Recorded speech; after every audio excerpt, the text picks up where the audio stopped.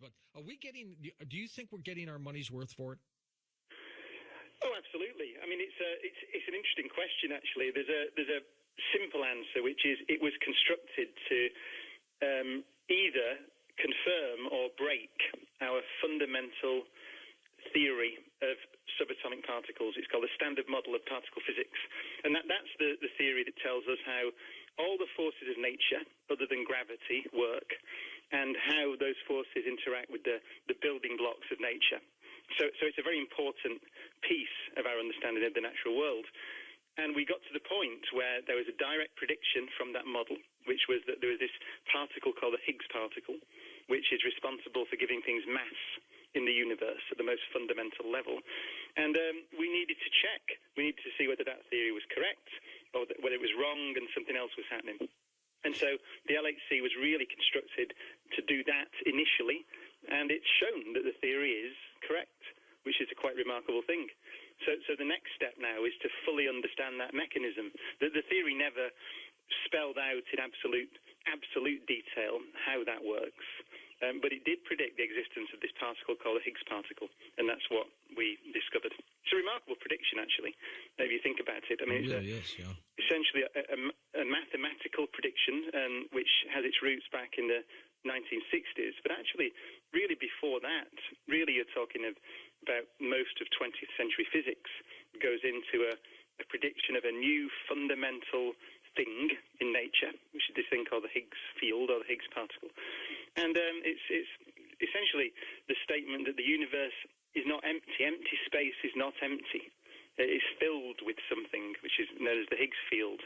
And the particles out of which we are made, let's say the electrons in our bodies, are interacting with that stuff, that field, and in doing so, acquiring mass or substance. So it's a rather esoteric sounding thing. You might say, well, how on earth could we go about predicting such a thing? I think that's one of the great triumphs of science. There's a very famous essay by the physicist Eugene Wigner called The Unreasonable Effectiveness of Mathematics in the Physical Sciences. And this is a very good example of that. It almost feels unreasonable that you can predict things about reality, about the real world, by making deductions using mathematics based on observations that we've made in the past. But the Higgs is a beautiful example of that. I remember, Brian, when the Large Hadron Collider was going online, everybody thought it was going to create black holes and wormholes and suck the planet in. Well, the use of the term "everybody" is the error there. A few people in their basements who've not yet moved out of their parents' house. Yes. And then, it's one of the great problems, as we know at the moment, actually. It's one of the things we wrote the book for, one of the reasons we wrote the book. One of the great problems is how you check, how are we to weigh statements that are made and that may be widely propagated on the internet or in the media. What do we actually know about the natural world, and what is essentially emanating, as I said, from a few people sat in their basements with a computer.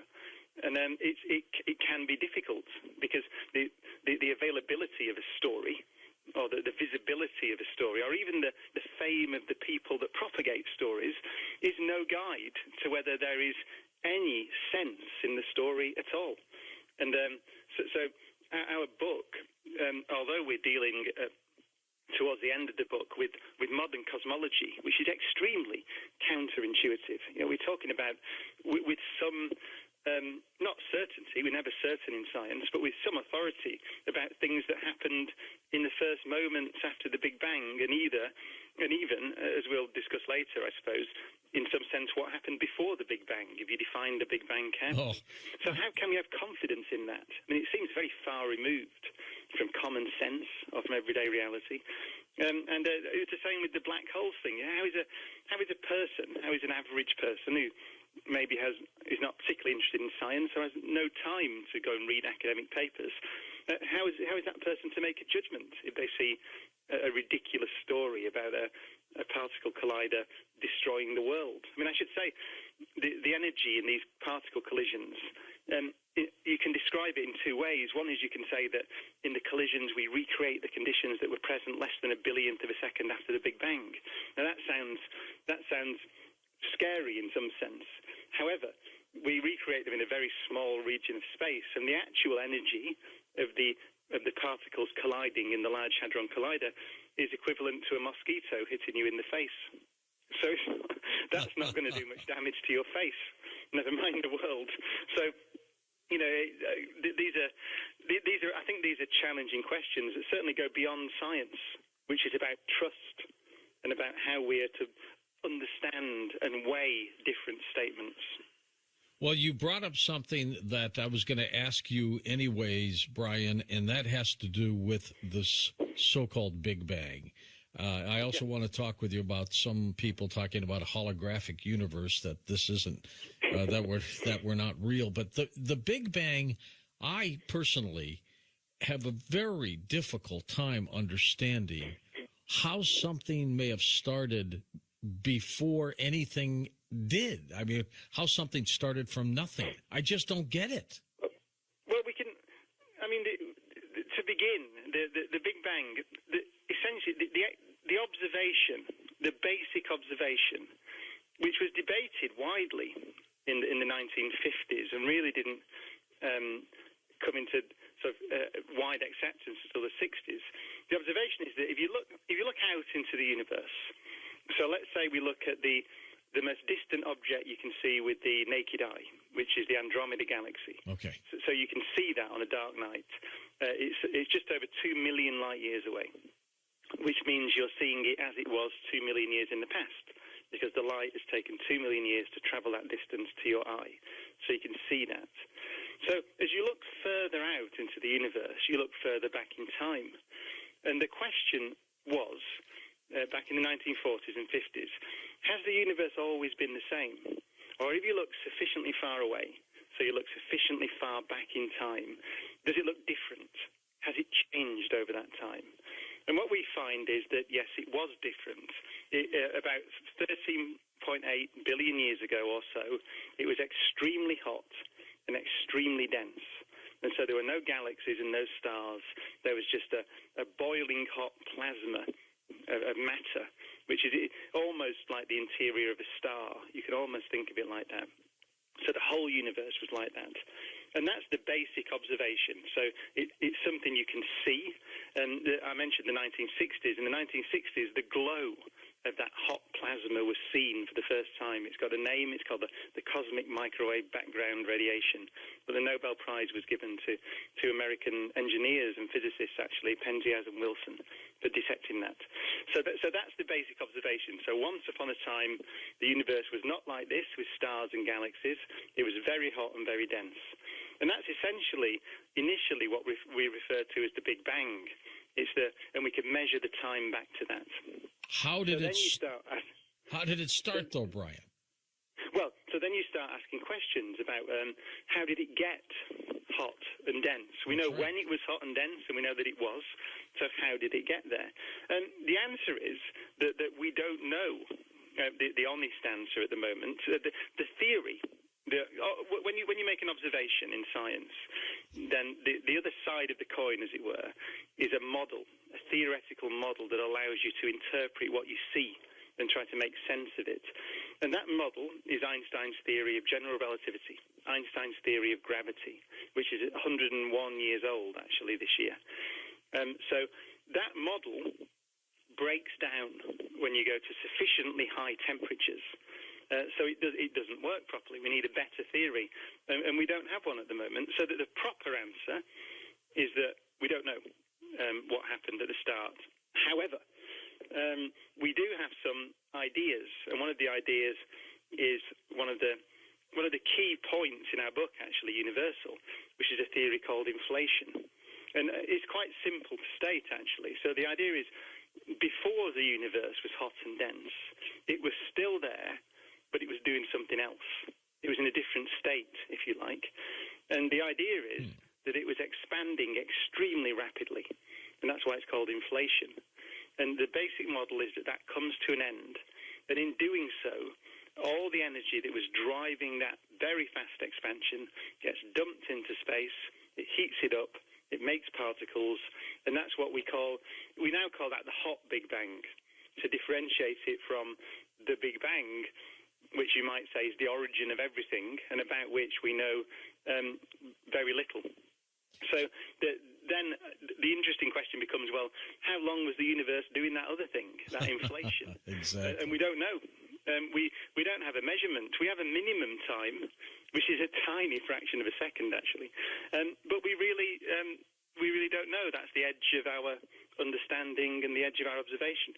I should say just very briefly that we have good evidence, which we describe in the book, that theory of inflation is not crazy. We have observational evidence that it may well be on the right track.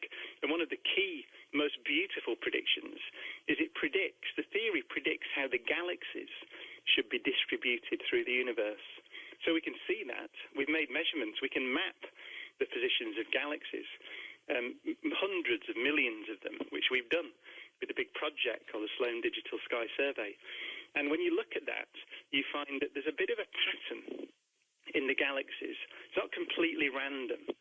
And that pattern was a prediction before the measurement was made from the theory of inflation that says that before the hot Big Bang, the universe was still in existence.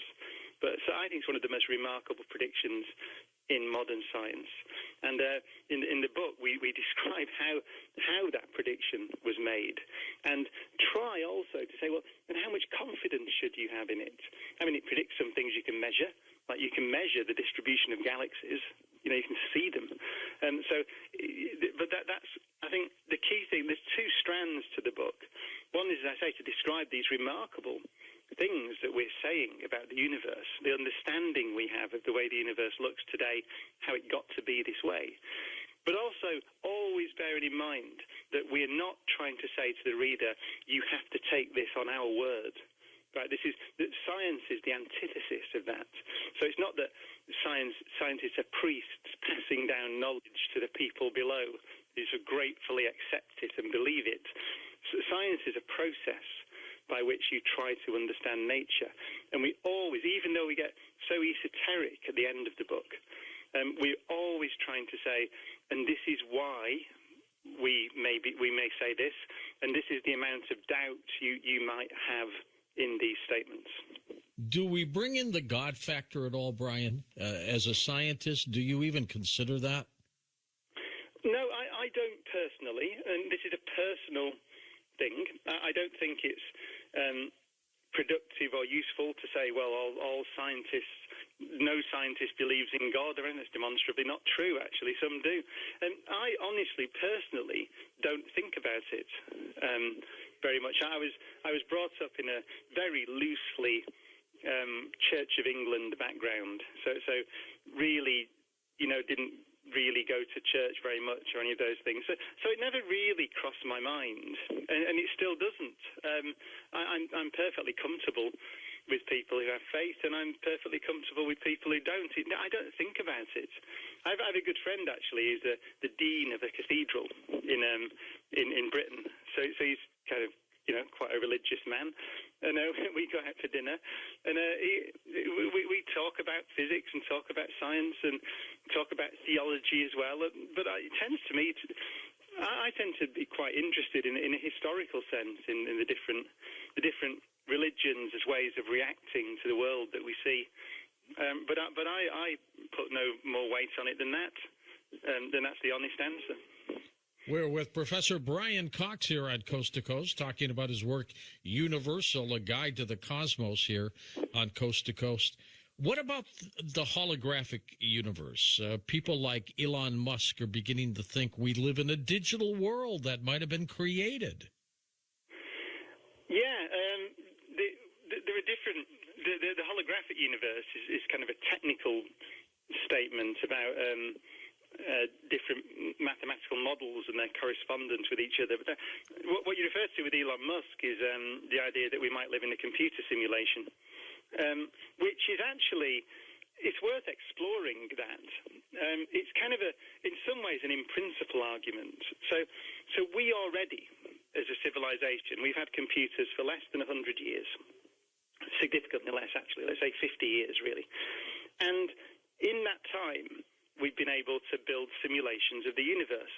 Now they are extremely coarse, but they're what I referred to earlier, actually. We can start the universe off actually before the Big Bang in our simulations, and we do some of that in the book.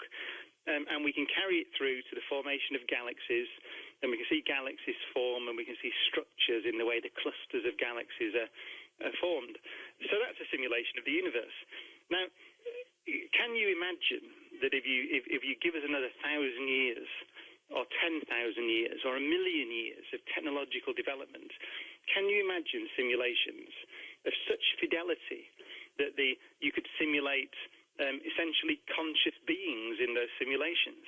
Now, if you think that consciousness, and we have no reason to think otherwise, if you think consciousness is a property of nature, it's a process that in principle you could simulate, because you simulate the way all the atoms in your brain move and work and interact, let's say, then there seems no reason why those conscious beings in the simulation would know that they were in the simulation. And so then the question arises, well, then are we in such a simulation? Could you observe something that would let you know that? And as you say, there are some rather speculative suggestions that nature might look like that it might at some level be digitized. You know, it might be that there are basic units of information in the universe. And that I should emphasize, this is all extremely speculative, but the nice thing about these ideas is that, and it teaches you again about how to do science, which is why I quite like them, is that you have to say, well, if you object to it, why do you object? Is it just some visceral objection? It says, I'm not a simulation. Is that all you're saying? Or are you unpicking it, saying, well, what reason could we have for refuting this idea? And it is very hard to refute the idea that we could be essentially things in a computer program.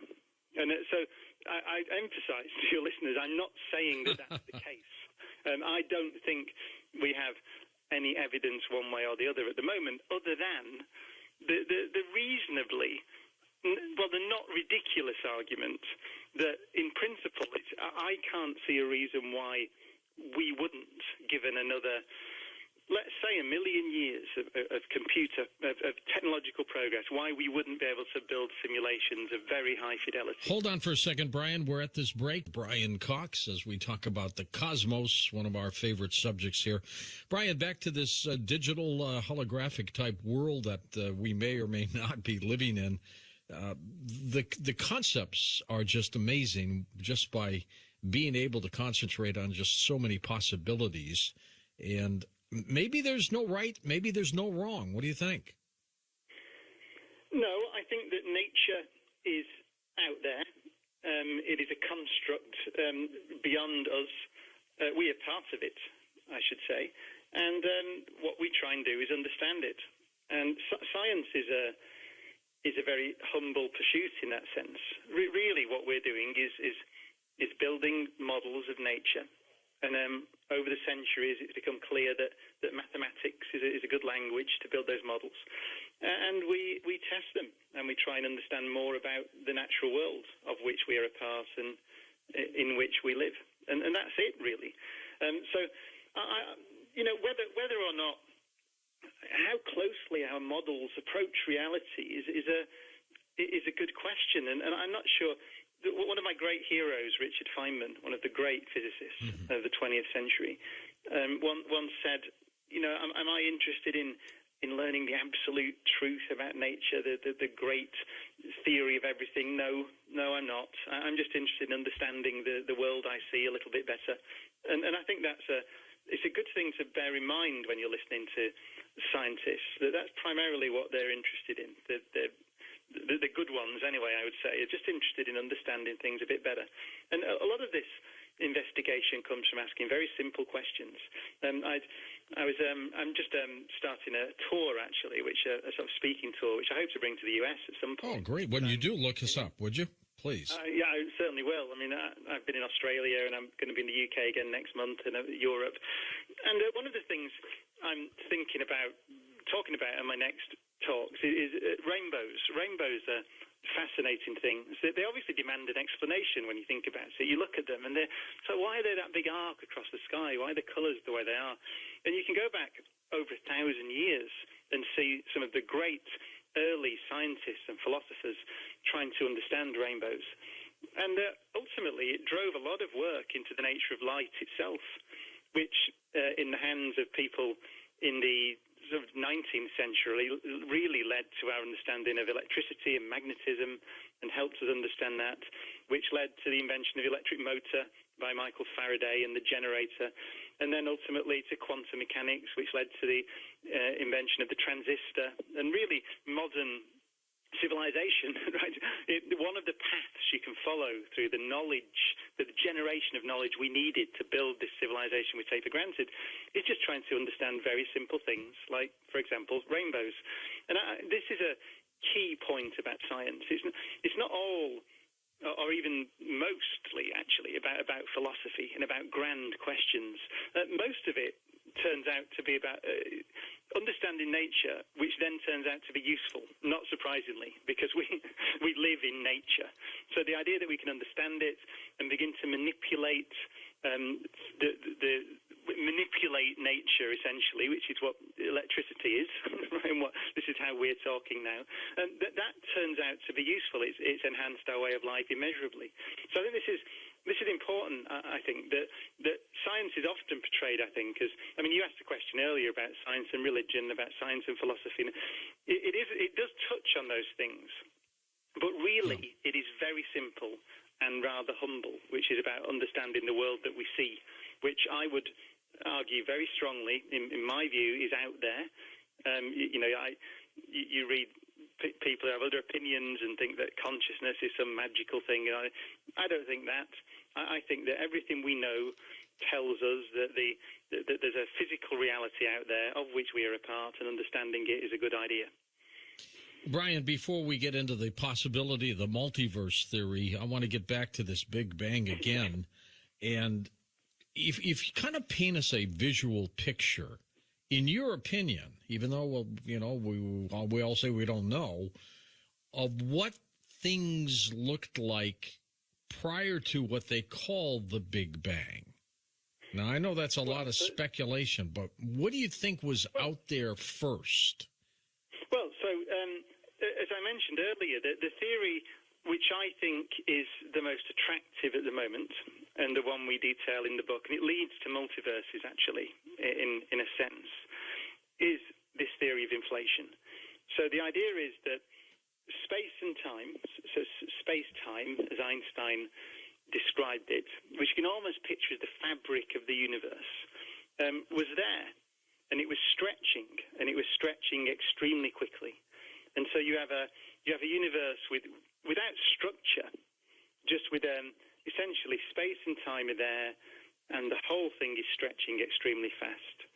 And quite naturally, in these models of how that might happen, and we have models of how that might happen, the thing draws to a close.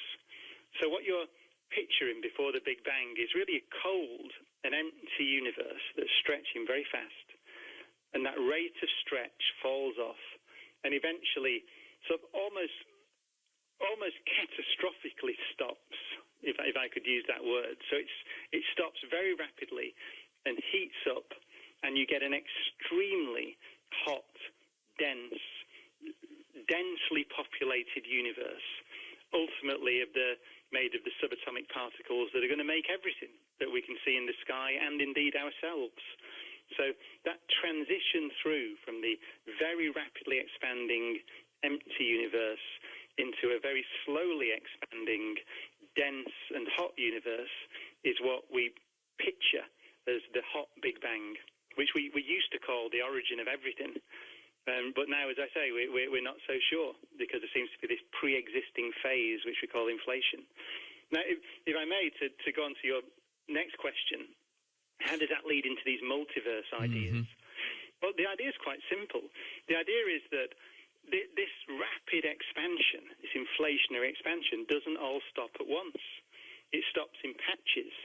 So you get patches of this pre-existing, rapidly expanding universe, that kind of decay away, if you like, that stop expanding and get hot and then produce a Big Bang. The rest of it carries on, and then another patch will stop, another patch will stop, another patch will stop. And so these theories, in a sense, naturally lead to the idea that there are multiple hot Big Bangs, essentially an infinite number of them, that are happening now and have been happening for a very long time, possibly forever, although there are arguments about that. We don't know really if these theories are right, how long that process has been going on for.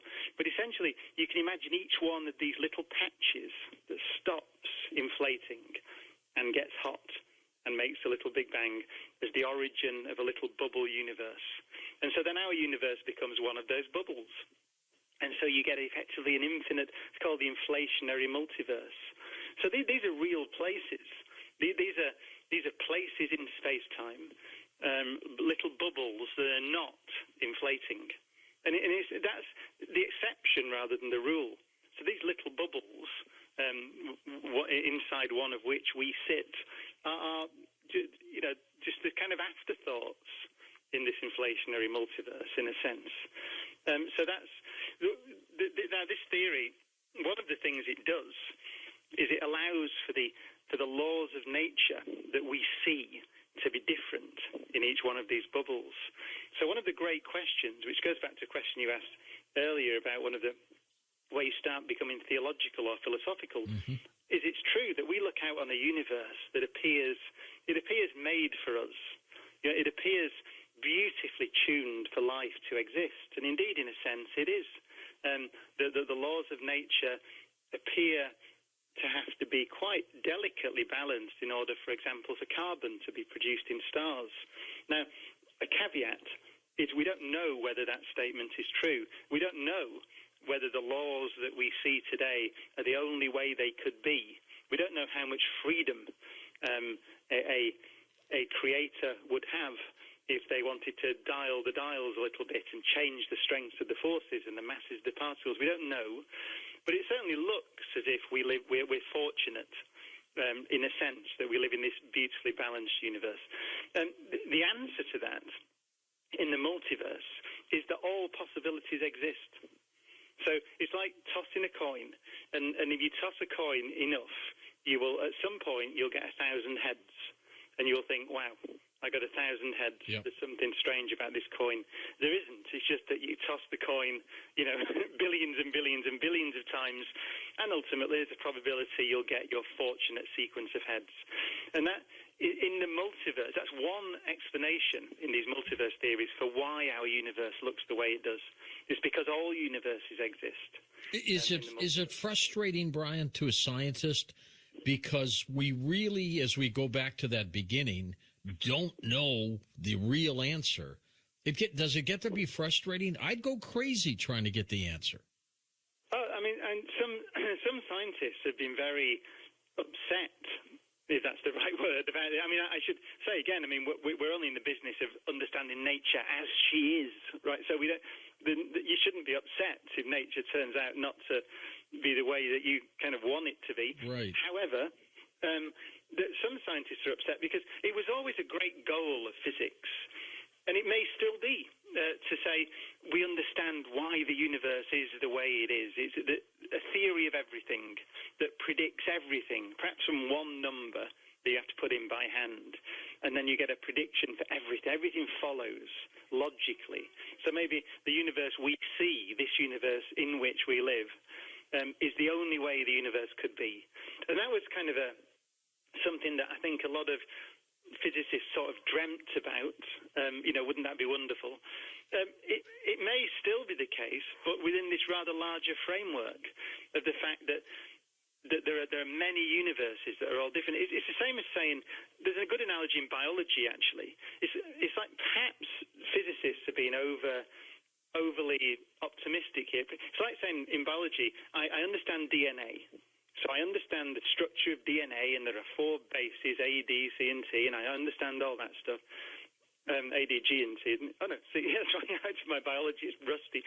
So I understand the genetic code, and therefore I'll predict a human. I'll predict the existence of humans using only the genetic code alone. Now, obviously, that's not going to happen. You can't do that. Evolution has proceeded over 4 billion years. The twists and turns and random things have happened. You know, the asteroid wiped out the dinosaurs, which opened the road for the mammals to evolve into the mammals we see today, including ourselves. So you'd never be able to predict the existence of a human being from the basic building blocks of the genetic code. And it's the idea of the inflationary multiverse is really the same.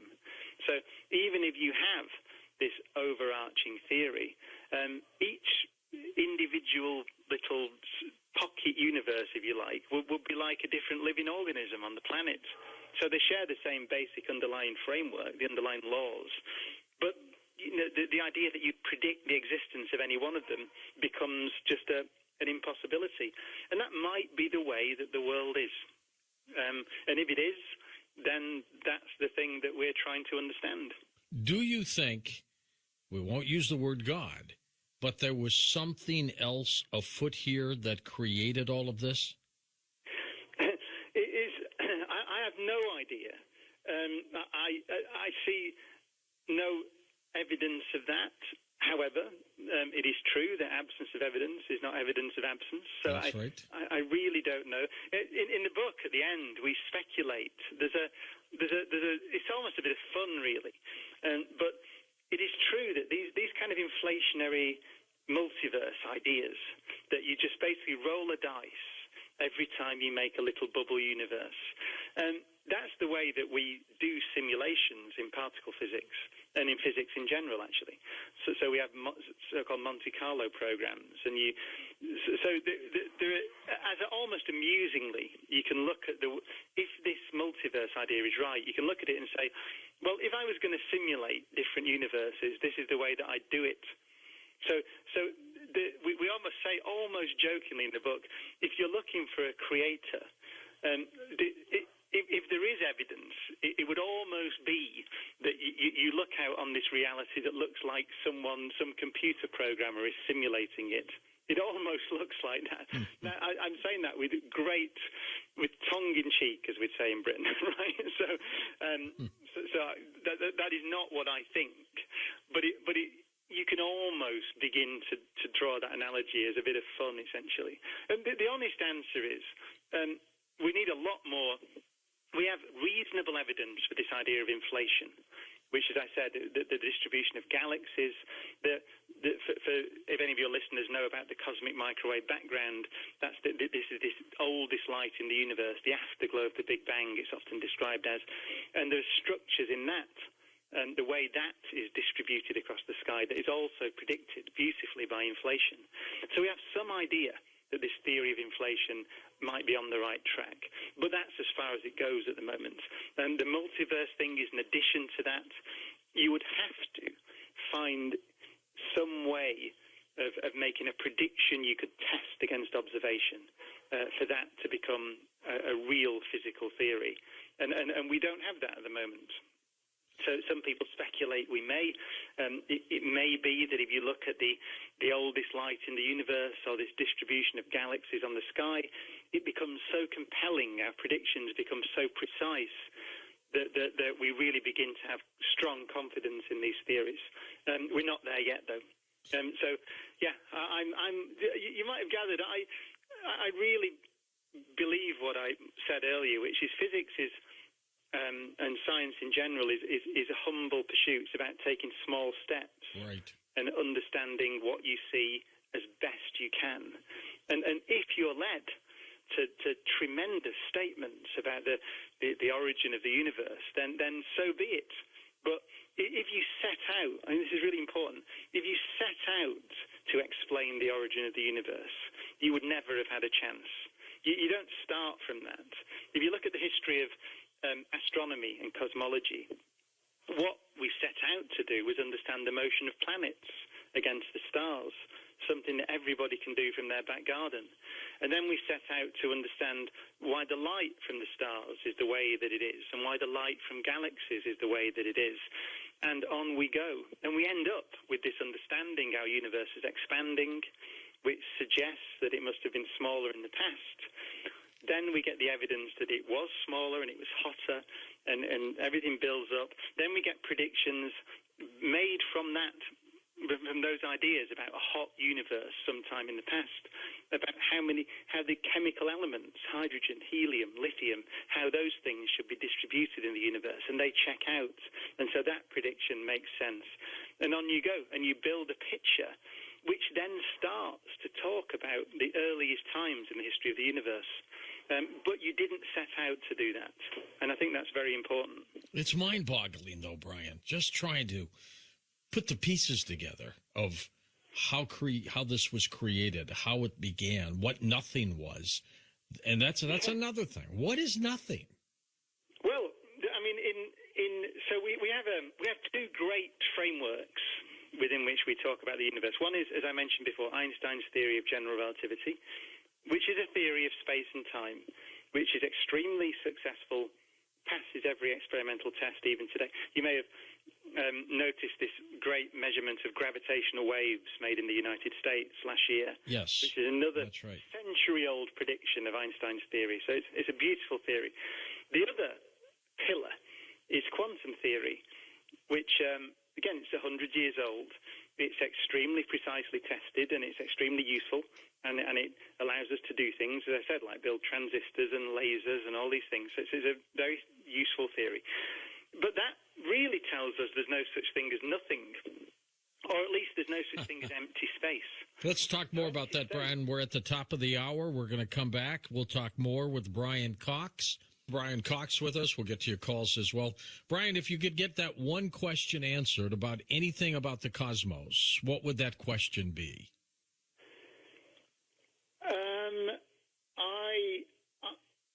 Realistically, I would like to know whether this theory of inflation is correct or is on the right track.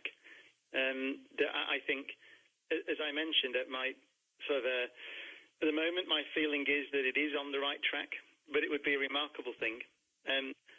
So that I think. I mean, there's another. I mean, even more realistically, perhaps, and nothing to do with physics at all. Really, I'd like to know what the life. I want to know about life in the cosmos. I want to know whether there are living things in the solar system beyond Earth. I mean, you may have seen the story from NASA a couple of days ago about this little moon of Saturn called Enceladus. Yes. Where it seems, this is only about 300 miles across, tiny little place, but it seems like there are the conditions present below the surface that were present on Earth 4 billion years ago when life on Earth began. So the question of whether life has begun and exists today on that little moon, and perhaps on some of the moons of Jupiter, like Europa, where again we have pretty good evidence that there are the conditions that we think may have led to the origin of life on Earth are present on that moon today. I'd like to know whether life has begun out there in the solar system and beyond. I think it's probably teeming with life. I think this primordial soup is the same all over the universe, and so it's just a matter of the right complexity and mixture of the planet close to its star with water, and I think it jumpstarts. Yeah, I would agree with that. That's my feeling, and so now we know that those conditions are present in our solar system beyond the Earth. Then it makes absolute sense to go and look, which I think NASA are planning to do, and rightly so. Some people believe we've been visited already here by extraterrestrials who have been able to manifest a system of propulsion far unlike what we have now, and they're able to bend space and time to get here. What do you think of that? Well, I mean, it wouldn't surprise me. However, I don't think there's any evidence that we've been visited. And actually, that has a name. It's called the Fermi paradox, after the physicist Enrico Fermi, who pointed out that let's accept the fact that there isn't any evidence. I mean, I'm well aware that some people think that there is and all that kind of stuff, but let's just assume that there isn't any evidence, and so we haven't been visited, which is what I think. Then the question immediately arises: why?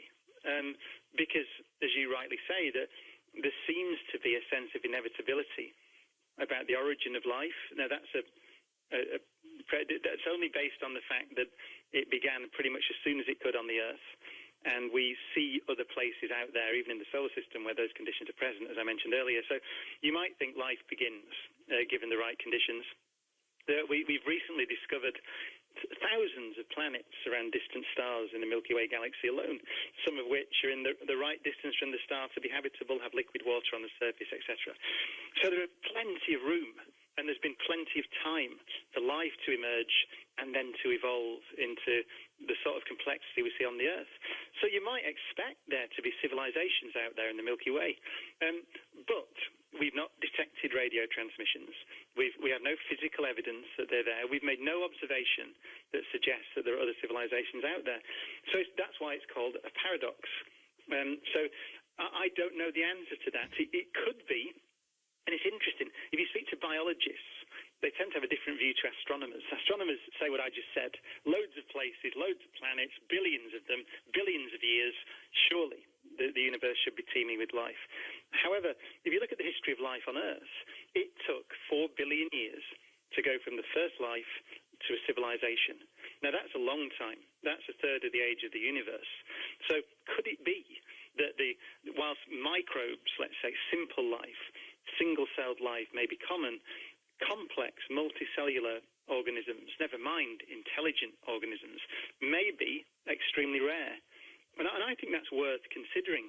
I think this is, Carl Sagan used to say that astronomy is a humbling and character-building experience. Cosmology and astronomy are not just esoteric, they focus our attention back on ourselves.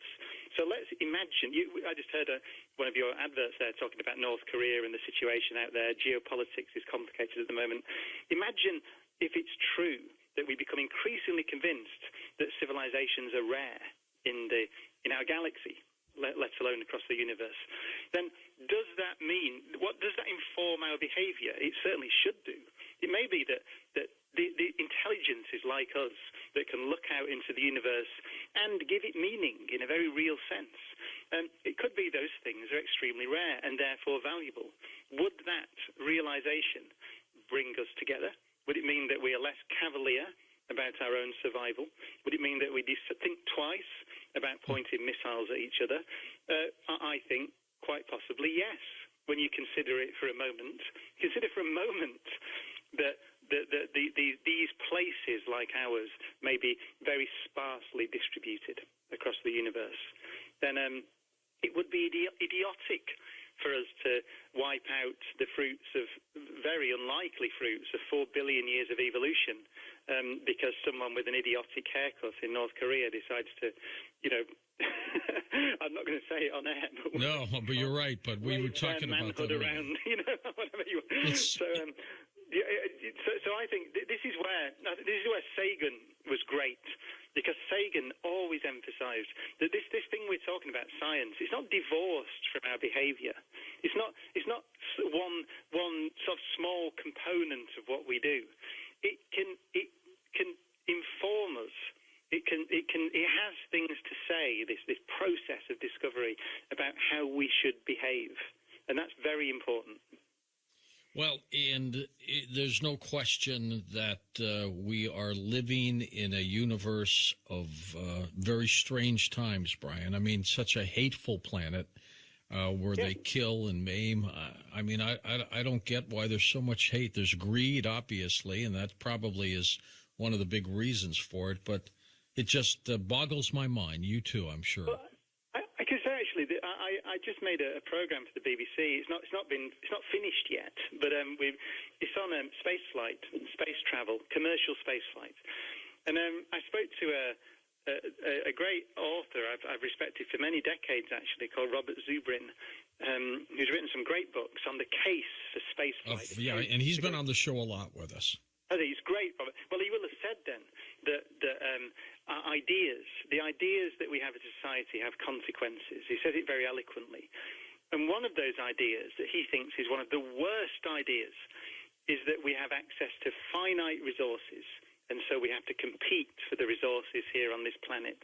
It is not true. There are effectively an infinite amount of resources out there for us, in the asteroids, on Mars. There's an infinite amount of real estate and an infinite amount of resources waiting, and we have the technology to go there. Now, whether or not we choose to, we don't have to at the moment, and whether or not we choose to is a different matter, but just the idea that we don't have to compete amongst ourselves as a human race. If we want to and we put our energies in the right direction, then there's plenty for everybody. There's plenty to go around.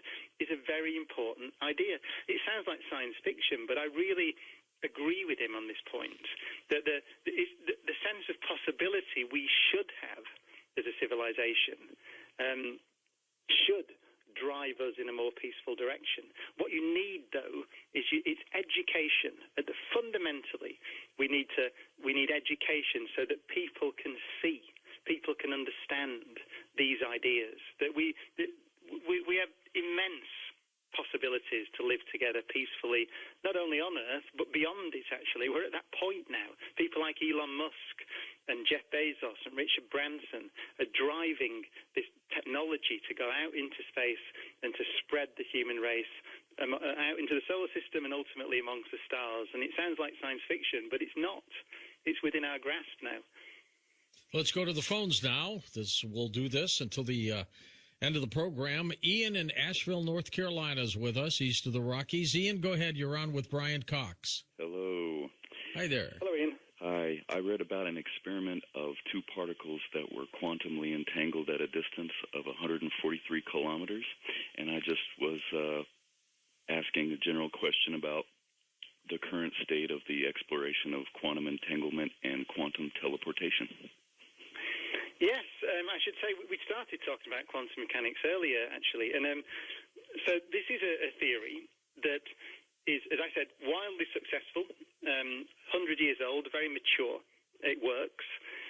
But it has this consequence that particles can be linked in a very profound way. So as Ian said, you can have particles that are separated by hundreds of kilometers, but they're linked in a sense that if you make a measurement on one, then the other one will. I don't know, the word respond is wrong, but they're entangled together, so they're to be seen as one system. Now that might seem to suggest that you could transmit information instantly between these two particles. If you do something to one, the other one changes. Quantum theory, in a very subtle way, doesn't allow you to do that. But yet it still says that these particles are linked and respond. If you do something to one, the other one responds instantly, but in a way that doesn't allow you to transmit information. I should say, if you could transmit information that way, you could build a time machine. So, and That's right. The universe appears not to be built in such a way. However, as you rightly say, this is technology now. So what it does allow you to do is build very highly secure encryption technologies. It allows you to literally teleport things in the way single particles, which is exactly what you said. So the teleportation, at least of single particles, has been demonstrated, and it's built in. It's essentially built in, or the same techniques are built into these encryption technologies. So that's the state that we're at. I should say that the theory itself works beautifully and makes predictions that agree with the measurements that we make. How exactly the theory does that, I think, is not understood. I just published a paper recently, actually, with my co-author, Jeff Forshaw, on Universal, an academic paper on this. And so I would say that the understanding of really what's going on is not fully there yet, I would say. But the technology, as you say, it works. And the theory itself works. But our quantum theory is a funny thing because it requires an interpretation. And most theories don't. Newton's laws don't require an interpretation. But quantum theory does.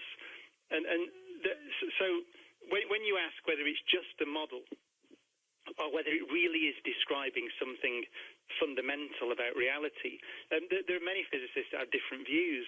A good friend of mine, Sean Carroll, I don't know if you've had him on the show, but he's written a very good book recently. He is a very strong supporter of the so-called many worlds interpretation of quantum mechanics. which says that actually everything that can possibly happen does happen. Does happen. So every possibility is made, is real. And he's a very strong advocate of the fact that that's going to be the interpretation that plays out. But again, it's in that realm of not really knowing. Although what we should say is that the theory itself is robust and makes predictions that can be tested. And one of them, as you said, is this entanglement idea. Brian, they say our universe is between 13 and 14 billion years old. How do they know that? Oh, it's actually a very simple measurement, and we do that measurement in the book, in Universal. So one of the things I should say about the book is that we start off with asking, how do we know things? And one of the things, so we start off with very simple things. How do you know the radius of the Earth? And we describe a measurement that a friend of ours made using a camera on a beach in Wales, in the United Kingdom, actually, to see how you could estimate the radius of the Earth. And then how do you know the mass of the Earth? And then how do you know the distance to the planets? And then the distance to the stars, the distance to the galaxies. And these are all things you can do from your back garden, actually. It's quite remarkable. You can do it with a standard camera off the shelf and a clear sky. You can measure the distance to Neptune. And we do that in the book and show how a reader can do it for themselves to convince. So these measurements of how far away are things, and also how fast are things receding away from us, which in Einstein's picture is telling us about how fast space is stretching. These are easy measurements. Essentially, I can explain it in 30 seconds. If you look at the light from distant galaxies, then you see that it's stretched. Stretched light is redder than unstretched light, basically. So it's called a red shift. So you look at a distant galaxy, you find the light has been stretched. The interpretation of that is that during the time that the light has traveled across the universe to us, the universe has been stretching, and so it's stretched the light. So you can measure, just by looking at the light, the way that the universe is stretching, the rate that it's stretching, and how that rate has changed as you go further out into space, and therefore you look further back in time. And from that, you can kind of see in your mind's eye, if you know the rate at which the universe is stretching, then you can ask the question, well, I can run time backwards in my mind's eye and see when everything was on top of each other. But that is essentially the measurement that we make, with a few bells and whistles. But basically, the basic observation is that we live in an expanding universe. And you can observe that actually for yourself. Actually, a really keen amateur astronomer now, if they'd spend about, let's say, $20,000 on some, because you'd have to be very keen, but, trade your car in, buy a telescope and a laptop and some imaging equipment, you can do $20,000, $30,000, you can measure the stretch rate of the universe for yourself. So it's a remarkable thing, and that's basically it. Joe in British Columbia, Canada. Go ahead, Joe. Good to have you with us. Hello. Hi, Joe. Hello, Joe. Hello. I have one question for your guest. All right. My question is about black hole. Okay. Did the astrophysicists or the scientists like you have already or found out that it was not the Big Bang created our physical universe? It was actually black hole, rotation of the black hole, and it created the physical universe. What do you think of that, Brian? No, that's not the standard interpretation of the data. However, you may be referring to some speculative theories. There's a physicist, Lee Smolin, who's a very excellent physicist, who writes, I think he's written about ideas that maybe that there's some process through which black holes, it's almost like a Darwinian process by which black holes seed the creation of new universes. I'm not very familiar with it, and it's not the standard interpretation. There's a difference. See, black holes, as we understand them, in our universe, the ones that, for example, the one we see at the center of the Milky Way galaxy, which is about 3 million times the mass of the sun from memory. And we measure that by seeing how stars very close to it orbit around it. And it's the same procedure that we measure the mass of our own star by looking at the way that the planets orbit around it. So those things we think are physical structures that have a lifetime, actually.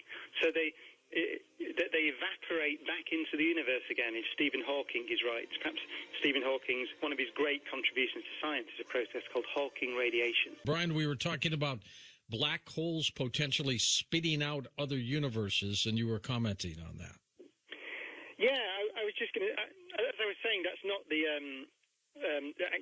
most widely accepted interpretation. I was just mentioning that one of the things Stephen Hawking is very famous for is a process called Hawking radiation, which is essentially the way that we understand that black holes have a temperature and radiate, and therefore over time evaporate back into the universe again. So our current best understanding of black holes is they're a temporary structure.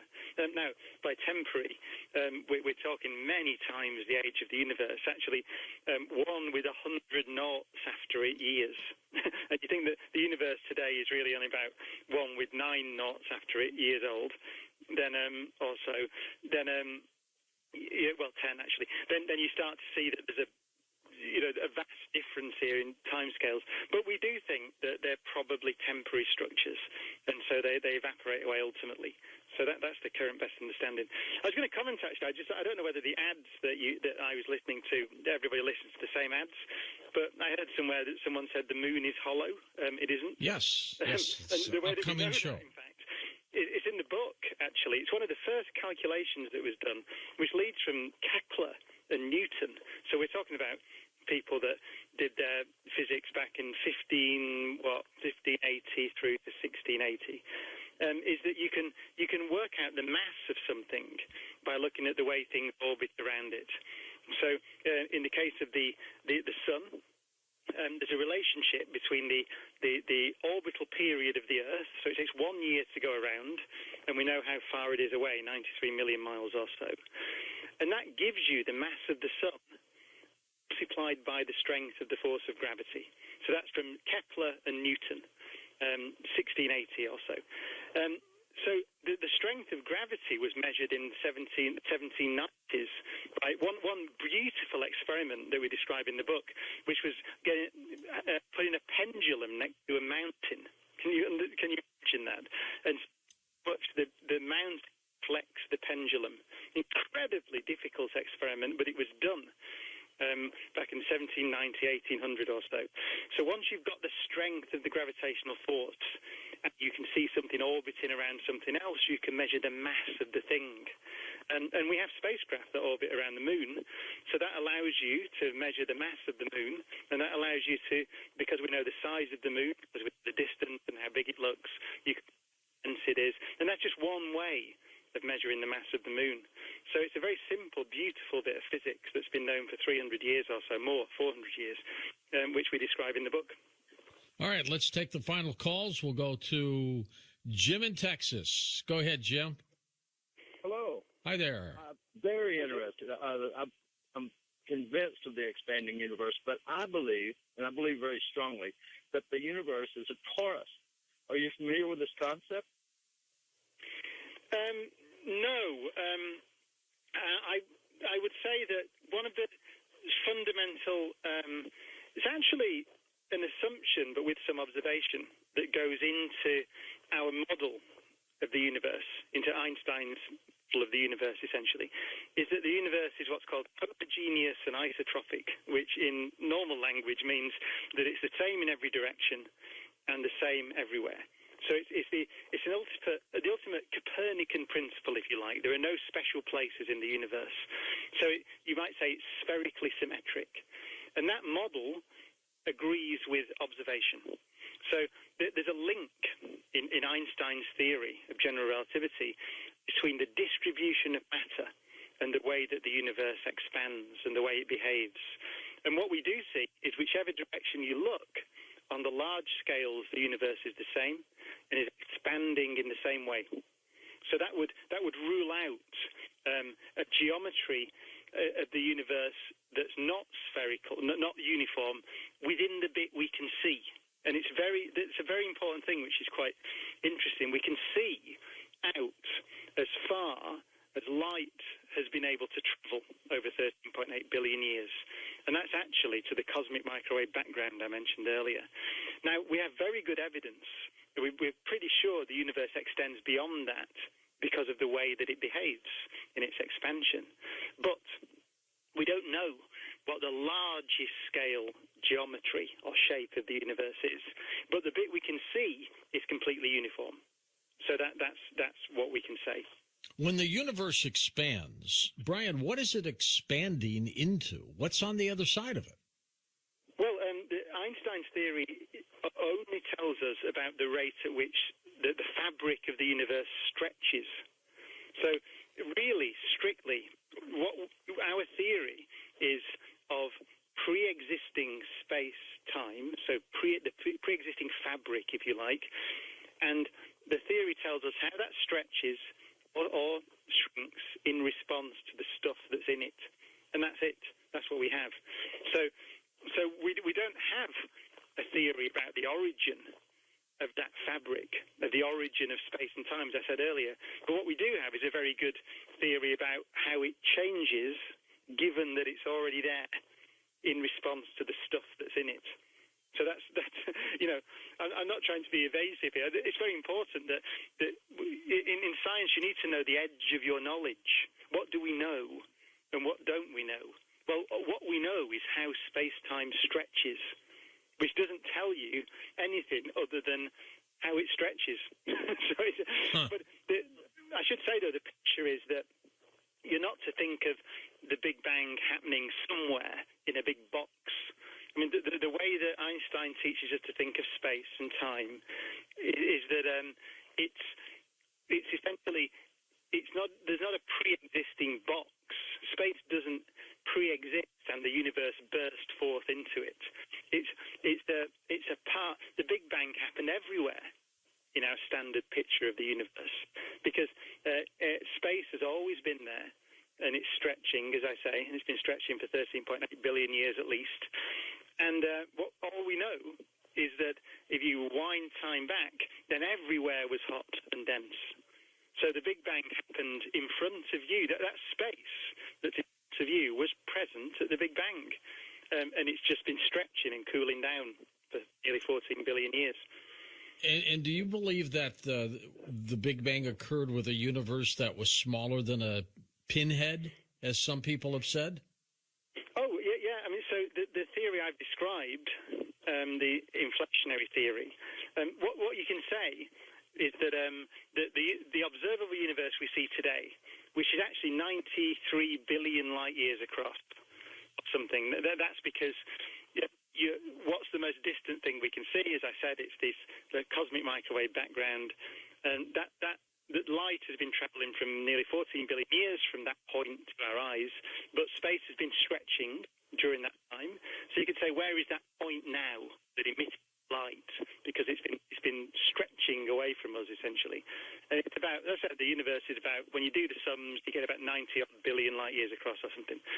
So you can ask the question, how big was that? From what size piece of space did that come from? And that's where we can trace it back to these subatomic patches of space. So with some confidence. So, and we do this in the book. We start. It's smaller than an atomic nucleus, a little patch of space, and we let it stretch and expand and let the physical processes evolve and change. And from those models, we get the predictions, for example, about the distribution of galaxies in the sky that I said earlier. So yes, we have a reasonable.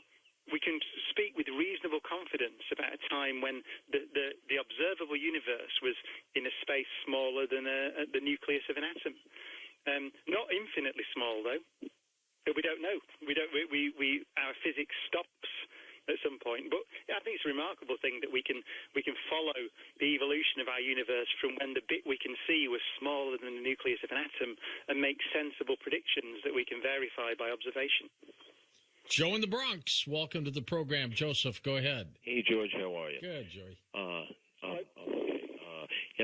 Brian Cox, I wanted to ask you, since you were speaking about measurements earlier, namely time and light, can these be altered or manipulated?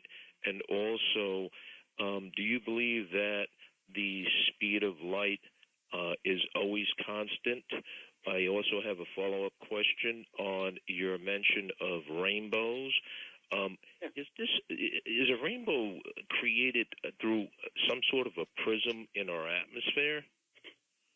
Oh yeah, well I'll take that one first. The rainbow is created by water droplets, and essentially the sunlight hits water droplets, and because the water droplets are really spherical, then there's a preferred angle at which light goes into the water droplets, reflects off the back face of the droplets, and comes back out again to your eye.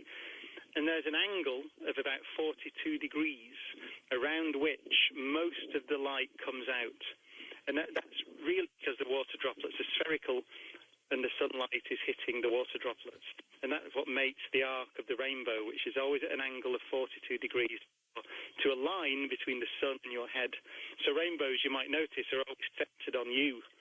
And that's this optical effect. So that's how a rainbow works, which is a very beautiful thing. As I said, it goes back 1,000 years, the understanding of the rainbow, or the beginnings. The first question, so in Einstein's theory, the speed of light is a constant upon which everyone agrees. So it's a property of nature, a universal property, and everybody agrees on it, no matter how they're moving relative to the source of the light. So it's what's called a Lorentz invariant quantity in fancy language. So that's part of the theory, that it's an invariant. It doesn't change with time, or it doesn't change for different observers. The consequences of that are things like E equals mc squared. There are predictions, very precise predictions, which follow. The workings of the GPS satellite navigation system require this as well. So what the correct thing to say is that in Einstein's theory, it is a constant. It also actually occurs as a constant in Maxwell's equations, which describe electricity and magnetism and electromagnetic waves, radio waves, all that stuff. So as far as we can tell, it doesn't change with time or with the perspective of different observers. And the predictions which follow from that have been verified. So that's the standard understanding of the speed of light. Thanks, Joe. Appreciate your call. John in Dayton, Ohio now. Go ahead, John. Thank you for calling. Hey, George. Hey, Brian. Appreciate the call. Hello, John. I just had a question about evolution. I haven't been able to ask an actual scientist about this, but it's something that's baffled me, and it may have others. That is, when an organism before it actually had ears or eyes, how did the process of evolution know that, sound waves and light waves existed? And how did it know that it would be beneficial for the organism to actually, develop eyes and ears to, perceive that? Oh, it's a good question. The answer is it didn't know. So what Darwin's theory, one of the great achievements, I should say, in science, is that essentially you get random mutations. So that's a standard feature of living things, that the code is not passed down from generation to generation with fidelity. It changes. Initially, there was no sexual reproduction, if we go way back. So it's just random mutations, essentially, but then sexual reproduction mixes it up further. But those random changes are then selected for very heavily by the environment. So essentially, you talk about eyes. I mean, eyes are a long way down the line, but just the development of little light-sensitive spots, which is just chemistry. It's the fact that light can hit hit molecules or complex molecules, and they can change their structure. And at some point, that probably actually, I think, is thought of for clock circuits in living things, to allow them to distinguish between night and day and things like that. So very simple things. That gave those organisms that had that mutation advantage, and so they crossed over the ones that. So there's no sense in which evolution is heading towards something, heading towards greater complexity or towards eyes or ears. It's just that over time, those random mutations selected for non-randomly by the environment have led on Earth, at least, to increase in complexity. I should say very quickly that one of the reasons we can say that with some confidence is that the basic chemistry of light detection is extremely similar in all living things. So the way that the chemistry of how your eyes at the basic level detect light is very similar to the way that that bacteria can sense light. So you don't need anything as complex as an eye. The chemistry is very similar. Brian, thank you for being on the program. By the way, the book is called Universal, A Guide to the Cosmos. Brian Cox with us.